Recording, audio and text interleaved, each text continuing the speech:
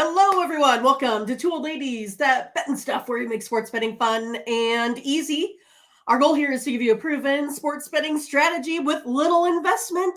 That is the key, right? We want to put as little as possible into our sports betting. I don't know what you want to say, data, perhaps, juice, as little as possible, because we want to go ahead and break Vegas as a team. That's what we're trying to do here today. So first, we're going to say a little bit of hi to some folks that are out there watching. We want to say hi to Ash, and then we want to say hello to Bionic, that they are here, and then, of course, Sherilyn. We got ready for another great day in the WNBA, because that's all we've been doing is, I guess, using the hot sheet, selecting a lot of winners. Sometimes it gets so boring that we win so much. So, hey, why not do it? But yeah, we're going to take a look at the EPA Hot Sheet again here today. You can get your very own at patreon.com, EPA Sports. It's only $1 per post. And Dave, again, said he had a whole bunch of subscribers here again this morning. And I don't blame them, because I am a loyal follower. Been following Dave for, 20 years total, like on Twitter, but been purchasing this hot sheet for a couple years now, and I really love it. And so, of course, I want to promote it as much as possible, because that is the community here at Two Old Ladies That Bet. We want to go ahead and break Vegas. So let's bring him in. Dave, what's up? Boring, winning too much. Who the fuck are you? Right. Seriously. I'm trying to be clever. I just try to be clever sometimes. What games are you watching? What games are you watching? Because number one, winning is never boring in this. Never, ever boring. And number two, we bet totals hard in the WNBA. And the biggest sweat in professional sports is fourth quarter totals in the WNBA. That is right. Now I will say it's a lot more fun winning, right? Winning's never boring to me. And we just yesterday we crossed over 250 leans in the EPA in the WNBA on the season. Yesterday was day 25 of posting hot sheets. It is now 149 and 104. A 58.3% after 250 wagers. That's rock solid. Yeah, that's the way I'm sure there's better out there, and I would love to see it. There's always something bigger and better out there. But from my standpoint, for my personal betting, because I use the hot sheet for my personal betting, folks. Right. Every day, every single day. But also hearing the stories of all the subscribers. The one this morning is I was on our Twitter account, and I was tweeting how the Dallas and the Vegas line. We're just sitting on that thing right now, right? EPA has it projected 174.8, current totals 175. We got Vegas at 91.2, the line's at 91.5. It is just all over this thing. But I wasn't paying attention to the board, because obviously we can't all watch it all the time. Apparently the opening line for Vegas and the Wings was 169, and I have multiple subscribers. Dude, I got it at 169 because it was at 175 within 15 minutes. Right. And everybody that was watching it, and this is why I put the hot sheet out early as possible, so we're prepared, because most everybody that's using it is doing one of two things with it: trailing all of it, which is 149 and 104, right, or they're adding it to their own model and making it stronger. So, it's benefiting people a lot of ways, not just those that are tailing it, but people that are using it. So it's a big day today. We got 4 games, and as you know, I revised my betting strategy. I've gone extraordinarily aggressive. I'm betting 128 of the bankroll per bet. So today is 4 games. I got about 65% of the entire bankroll sitting out there right now, ready to be stolen from me by Hawkins. Right. Stolen from me by Hawkins. If you're a Mystics fan, how about this? How about this? I'll just bet the under on the Mystics so Hawkins makes her fucking free throws to beat me. Yeah, because we've had twice now where she's missed free throws. Twice, 2 times, 1, 2. That would have put us in the would have put that hot sheet even hotter. How about that? But yeah, we're going to cover today the game between the Mystics and the Fever. And then if you want those others, you guys have to go ahead and subscribe. I don't know why you've been waiting this long. You just need to do it. So Dave, what you got for us? Let's talk about the games. Let's go with my least favorite in the EPA. Let's go the spreads. Okay. Now I know you new subscribers are going, well, why are the spreads shitty? Because you won 6 straight. Right. Well, after 56 games, it's 26-30. So it is still underwater. Let's be honest. It's not hot, at least if you're tailing it. But if you're using it with a model that you already have, you're probably doing really good. I know there are 6, 7, I think there's 8. I've gotten 8 messages from different people in the last week that use it for their model, and their spreads are doing great. Okay, so I'm going to keep posting it, and we'll keep counting it, even though it's hurting us. But I just want to be clear with everybody: this is the weak link of the model so far this year at 26-30. Yeah, right. So Washington, the line opened, depending on where you were looking, -3, -3.5 for the Mystics at home against the Indiana. What is it? The Dream? No, Fever. Fever. The Dream's Atlanta. That other one. Oh yeah. More like a fever dream. Indiana is just bipolar when it comes to scoring. They're as bad as the Seattle Doldrums. You don't know what the hell Seattle. They did well yesterday. They put up a 6. I mean, I feel like my niece, playing on the 12 and under, their team could put up 6. Yeah, and we lost the first half by 4 points, and we lost their total by 3. After all, and they had a 6 in the first quarter. Fucking 6. That is not acceptable. It is not. It makes us look bad as females as a whole. No, it's the way it is. It's the way it is. That's what makes it fun to me, at least. I mean, watching the scoreboard. I mean, I do want to win them all. There's no question. And we had our season best ever 12 bet winning streak earlier this week.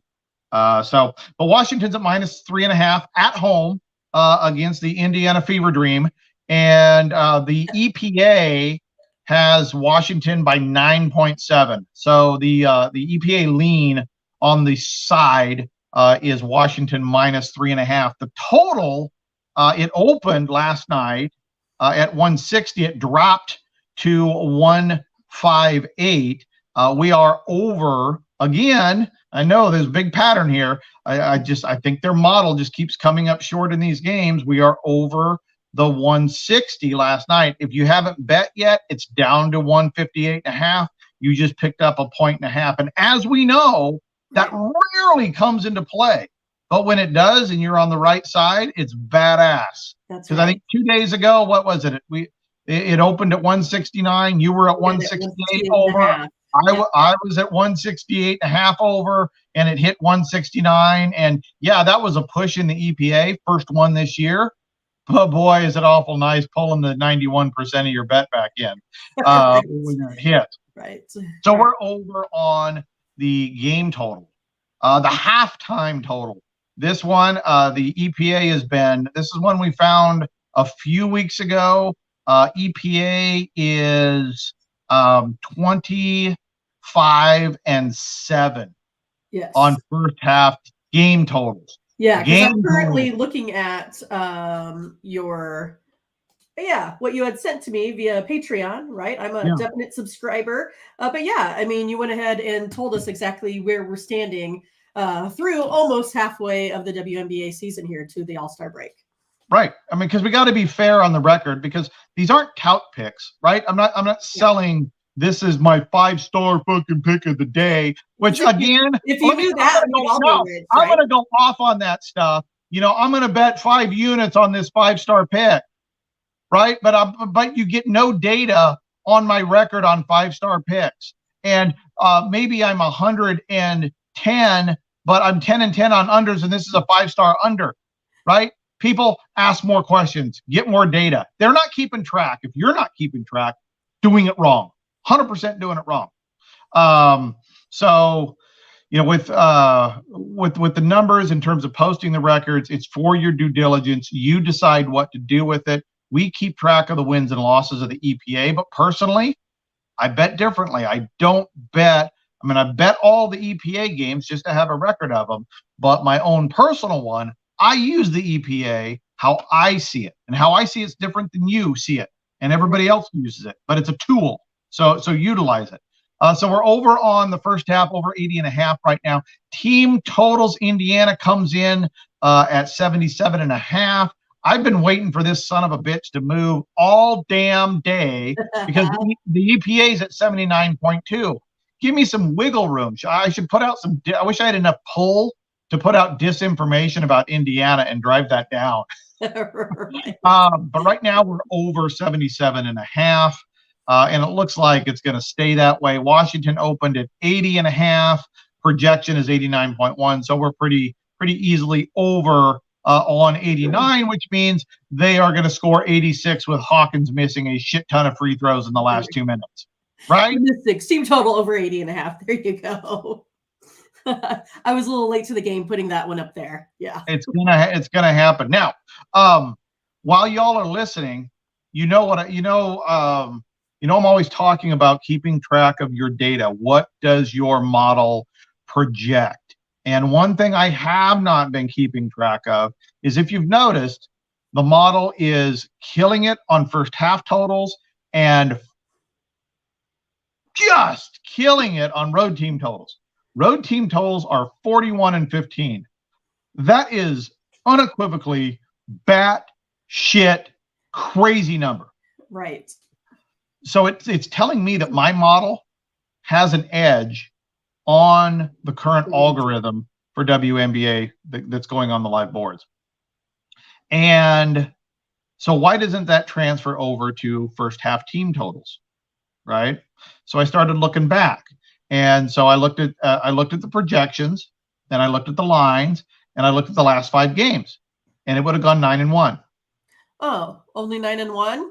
Well, I'm like, holy shit, right? But here's the thing, though, is understand, folks, that when you start compressing a game, you are adding risk, okay? So when you're betting a full game total, Washington might be projected to score 100, and Indiana might be projected to score 70, but it is the WNBA. You might get it the other way around, right? You might get 80 points in the first half. You might get 80 points in the second half. But when you're betting totals, you don't care where it comes from. When you're betting a full game, whether it's a team or the game, you get 40 minutes, right? So you have a variance. You have an opportunity to make something up. When you compress it in halftime, okay, your time is getting less, but you still have both teams, right? I mean, if we're over, we're hoping one team like yesterday. Who the hell was it had 54 in the first half? Connecticut, 54 in the first half, right? And Seattle shits the bed and scores 6 in the first quarter, scores 27. We missed the over by 4 points. But even though we missed it, that's a good example of one team carrying the whole thing. But when you're betting individual teams, there's nothing that can make up for that, right? And so a lot of these numbers are very, very, very tight numbers. So I'm back through 22 games. I spent some time last night, so I've looked at 22 games.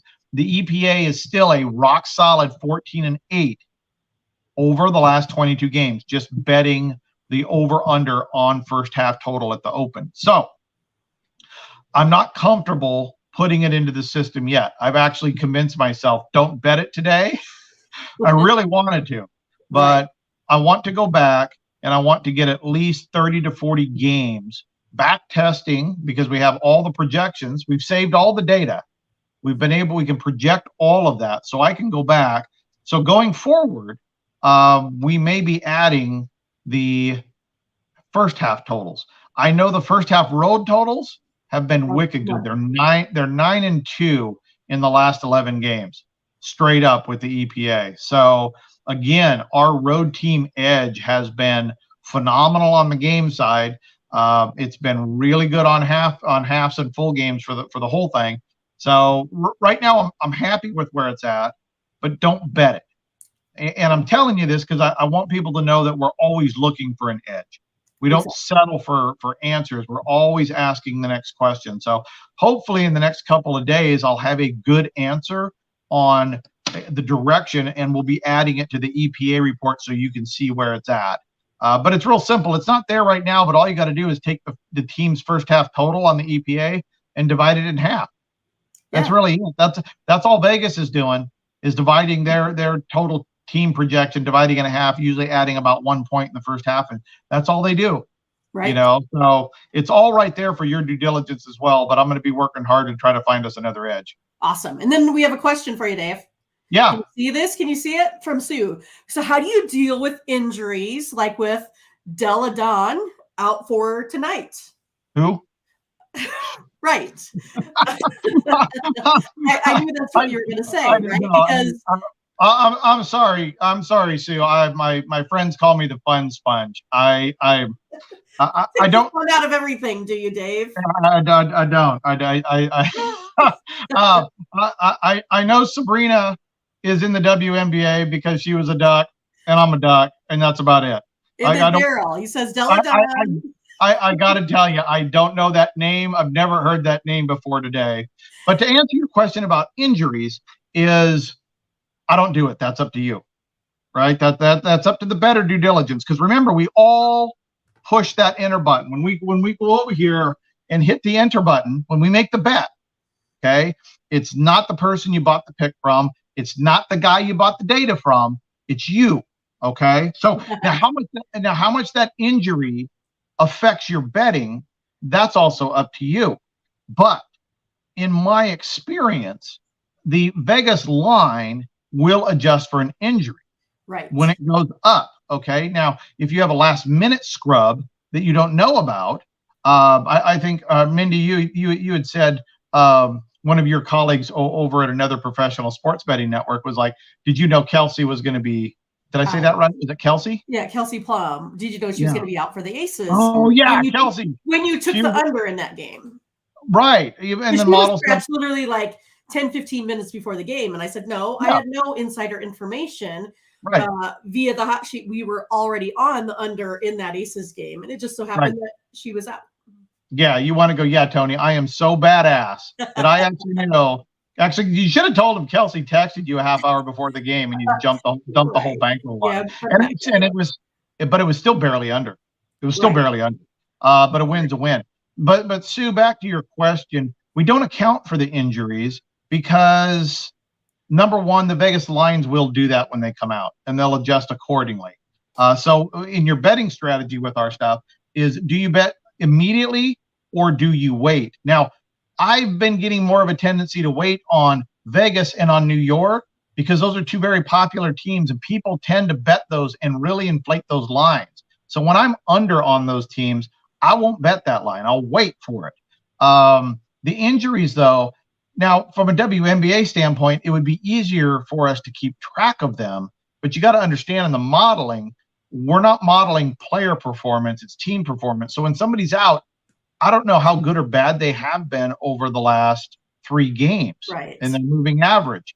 So I'm counting on Vegas to bake it in there. And then I'm just counting on the law of averages that, things will just work themselves out. And we certainly can't do it in the NBA. You got 32 teams. We don't have time for that. It takes me an hour and a half, 2 hours just to crunch everything every other night for everybody. I can't add that in there. So that is a better due diligence. My recommendation would be, if you come across a bet you like, but an injury is scaring you, don't bet it. Yeah. Real simple. If you don't feel 100% comfortable, if you're not committed to that bet when you hit enter, don't hit enter. That would be my, that would be my recommendation on that. Cool. Well, thanks, Dave. Yeah. I appreciate it. And again, I appreciate you. I'm glad that we always go over a game here. But again, there's 3 others tonight. You don't want to miss that. Get your own EPA Hot Sheet. Patreon.com, EPA Sports. Only $1 per post. And again, like Dave says, he puts out a couple per night.